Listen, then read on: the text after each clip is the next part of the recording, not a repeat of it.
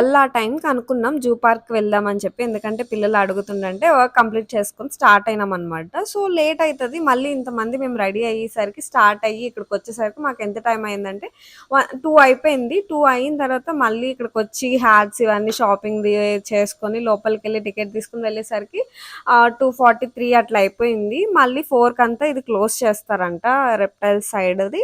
అందుకని చెప్పి మేము మళ్ళీ ఫాస్ట్గా వెళ్తున్నాం. మళ్ళీ క్లోజ్ చేస్తారు. అయినా సరే జూ పార్క్ తిరగాలంటే కంపల్సరీ 1 డే అన్నది పెట్టుకోవాలి దానికోసం. లేదంటే కంప్లీట్ చేయలేం.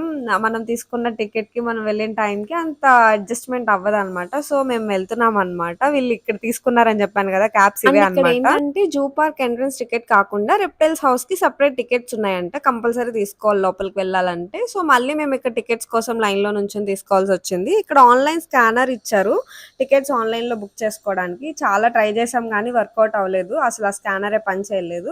ఇంక చచ్చినట్టు లైన్ లో ఉండి తీసుకోవాల్సి వచ్చింది. లేట్ అయిపోయింది అనుకుంటే ఈ స్కానర్ అవ్వక చాలా